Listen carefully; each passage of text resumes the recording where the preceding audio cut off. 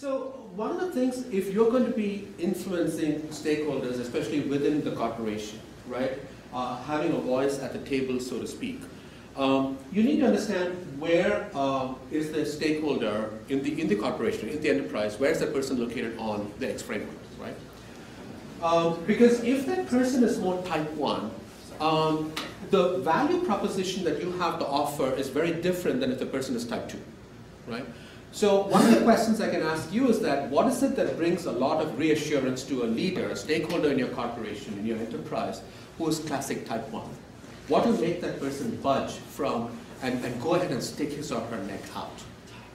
Well, if you can show that this has been done before. Exactly. So the most important thing to remember is experience and evidence. They require data points, evidence, and so on and so forth, right?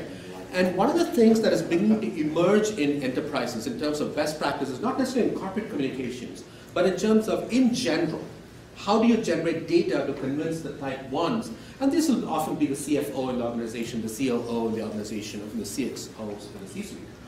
And we're beginning to see this where experimentation is becoming part of strategy. So a good example of this would be Netflix has already implemented this, where what happens here is that so you run small, you're making small bets. When I go to the CFO, I'm not saying my ask is $5 million. That's going to receive a lot of pushback. I'm going to say my ask is $100,000. That's a small amount. The CFO is going to say, okay, because it's an experiment. The experiments do several things, and I've studied Netflix and their model now for quite extensively. One is it brings out the type 2s in the organization. They're the people who like to run these experiments. Second, it generates a lot of data, the evidence. So next time this individual goes to the CFO, says, the last time I asked was $100,000. Now it worked, so can you give me $500,000 for the next step? The CFO is more likely to say yes, because there's some evidence that has been generated. And then what you do, so I call this way of change, bringing about change in an organization, called the nibbling way of changing an organization versus a big bite way of changing an organization. Right? I mean, think about metaphorically eating a cookie. You do a big bite. Big bite will always face a lot of resistance. Yeah. Nibbling is where you just nibble around the edges. And you're beginning to see that evolving. But I want to talk about other factors, and briefly touched about it early on, and one is age. If a person is about 50 years old, on average, I'm not saying there are always going to be exceptions, and I'm already there at the 50 mark, you are more likely to be type 1. Inherently. Because the levels of serotonin and dopamine begin to drop drastically after the age of 50. There are always going to be exceptions. I'm sure you're seeing people in their mid-60s and so on who are still very creative, etc. They're doing something else in their life, which I'll talk about in a second. But it's surefire way going to drop. And one of the questions we can ask, because I keep getting invited to being members of board. In fact, last year I was asked to consider being on the board of a Fortune 50 company. I look at the composition of the board. By the way, any idea about what's the average age of board members in Fortune 500 companies? 63. 55 is very low if your organization is 55. 66 years old is the average. I look at this Fortune 50 company, the average age is closer to 70. And I say, don't hire someone like me, I'm in the 50s now. Hire someone who's like in the early 30s. Not everyone on the board. You don't want to have all type 2s on the board because that will be a run amok.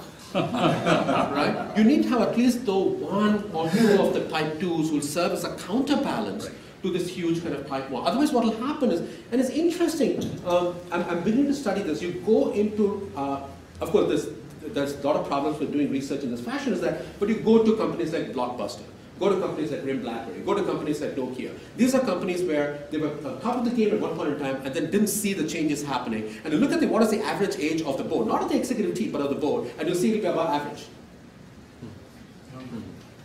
So they don't want, and you can almost kind of think how that age of the board can have a huge impact on the very survival of the organization based on these principles. The second one is time of day. As I mentioned before, as the day begins to progress, when you wake up in the morning, of course, if you're a teenager, it's different. The circadian rhythms are very different. But we know from the age of about 27, almost all the things are in sync. When you wake up, serotonin levels are at the highest. That's what we care about most here, rather than dopamine.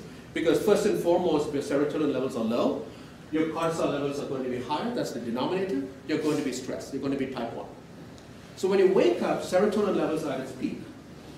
And then it begins to drop. There's a small bump that will occur during lunchtime, that's because you had some lunch, and then it will decline. And then some people will get a second wind, late in the evening, after dinner and so on. That we're beginning to see in the last 10 years is beginning to disappear. Because people are taking their work home, and it's constant now, BlackBerry and cell phone and so on and so forth. And therefore, an important thing to think about in your own enterprise is, when are you scheduling pitches that are being made to the stakeholders? Are you making the pitch in the morning or making the pitch in the afternoon and so on? It has a significant effect. It's interesting that I'm doing this research now with VC firms, venture capital firms in Sandal Road. And all I'm looking at is, I record two variables, only two variables. Each of the VC firms, typically, if you think about, like Trinity Ventures, I'm not talking about the Sequoias of the world and so on, which are the extremes, but typical venture capital firm will have about 10 to 12 pitches being made by startup companies every day for funding, right? And what I look at is the timestamp of when the pitch was made. I'm agnostic to who's making the pitch, what is the technology, and so on. And was it successful, in the sense that, was it funded? And you're beginning to see this correlation, it's only correlation right now, that if the pitch was made in the morning, there's a greater likelihood of that pitch being successful in the form of being funded than the afternoon. So it's got a huge impact, even in terms of when you're scheduling your own decisions. Alcohol is one thing that is a double-edged sword. Alcohol, what it does is that it reduces levels of cortisol. It has other effects as well. Even breathing, taking a nap should be fine. It's going to give you that. But alcohol is a very surefire way, and that's why when you think about if you're having meetings with the stakeholders in the evening, it may not be a bad idea to do it over a glass of wine. Of course, try to make the other person drunk. And the reason that is important is because why alcohol is a double-edged sword is, if you take alcohol or too much of it, especially close to bedtime, it's going to disrupt deep sleep. So if you think about sleep, it's got two broad stages, right? One is the NREM sleep, the non-REM sleep, and the other one is the REM sleep. REM has got other purposes. Non-REM sleep has got 4 stages. The last 2 stages, S3 and S4, is what is called slow wave sleep. The most crucial phase, because that is when restoration is taking place. That's why it's called restorative sleep. All these neuromodulators are coming back to normal. What happens if you consume alcohol, especially very close to bedtime? It will disrupt deep sleep. And by the way, if you're above 50, and you can find this out, you don't need to, there are enough devices now to find out the quality of your sleep. One of the devices I've been using now for about a year and a half is a device called ZEO. ZEO, I don't know, how many of you have heard of this? ZEO or ZEO, if you're from UK, I'm going to call it ZEO. ZEO, it is actually an EEG. So you wear a headband before you go to bed. It sends every 5 minutes, it sends the signal, it measures your brainwave, sends it to your cell phone through Bluetooth. So you wake up in the morning, you know how much of light sleep, how much of deep sleep you had. And it's incredible, right? When I first started using this device, I was getting like 10 minutes of deep sleep in an 8-hour sleep episode. Wow. Which shouldn't be happening. Think about it. Put things in perspective, where I am and where you folks are, right? I'm not stressed as you are. I'm a chaired professor, tenured professor. No one can fire me. Yeah, I teach this year, literally, I taught for a month, MBAs, and I'm done for the whole year. And the rest of the time, I do fun things like being here and doing research and so on. I'm the last person to be stressed. And I was getting only 10 minutes. The culprit was, growing up in India, we used to have, at home, have our dinner very late. This also happens in Latin America, in Europe, and so on. So I used to have my dinner at like 9 o'clock, and finish the day with my dinner, have a glass of wine. That is the one that was disrupted. All I had to do was move up my dinner, or my consumption of wine, something like 6 o'clock, 7 o'clock, fine. I get 40, 45 minutes. But even then, with an 8-hour sleep episode, I've now found that if I get 45 minutes, I'm very lucky. And that's one of the reasons why, above the age of 50, this begins to drop dramatically. Because of the quality of deep sleep disappears. You do this with your children. For example, I've done this with my 12-year-old. He uses this 2.5 hours of deep sleep, 3 hours of deep sleep in an 8-hour sleep episode. That's why they have high levels of serotonin and dopamine and so on. Right? Now, one of the things that you can do is, if you don't get good quality deep sleep, you can compensate for it with fitness. And that's what I do. When I wake up in the morning, not enough deep sleep, first thing I'll do is hit the track or something, get some fitness. I mean, the reason being that there's been a lot of evidence that if you work out, get cardiovascular exercise, serotonin levels in the brain are much higher. No one knew why it happens. The belief now, the theory right now, is that when you get your heart pumping for about 15 minutes, your heart muscles, your left half heart muscles, releases a chemical, a peptide called ANP. It's an atrial natriuretic peptide. And it looks like this peptide is a precursor to serotonin. This is what passes the blood-brain barrier to influence serotonin levels. And the other one is dietary hygiene. I don't know how many of you do this, but it's a good idea, if you can, to incorporate high protein for breakfast. I mean, it need not be a big slab of meat. I mean, that's not what I'm talking about.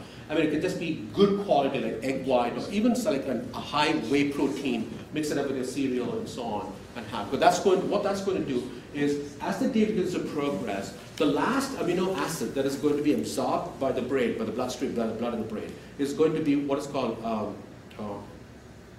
tryptophan. So tryptophan is a precursor to serotonin. That's the one around lunchtime you'll get this kind of beautiful boost. So I just wanted to kind of leave that with you. I mean, just as a way, as some heuristics that you can do and try to incorporate this in your own enterprise, but even for you in terms of your own decisions. And I just want to leave the last few minutes for a discussion. I know we have only about 5 minutes. But remember, this is the second one is something that I'm really, really interested in, this whole notion of inspiration versus desperation. And why the heck do we get innovativeness and creativity in a few pockets out there, one of them being public relations, especially in crisis management and so on.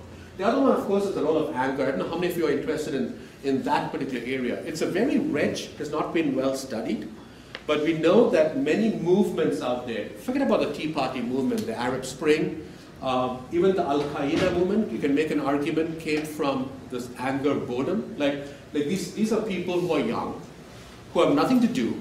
They're well taken care of by the government. The Saudi government pays enough money to them. They're sitting at home, twiddling their thumb. And then what happens, and keep in mind, when I talk about the boredom to excitement, the excitement need not be something that is positive to the society. It can also be mischief, right? We know that the idle mind is the devil's workshop. So these are people, number one. Number two, they are inspired and instigated by the Al-Qaeda movement. There's a lot of anger now.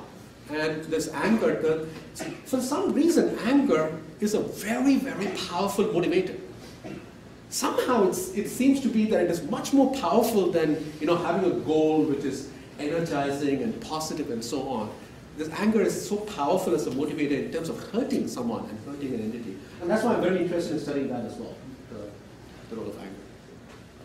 Anyway, I'm done. So.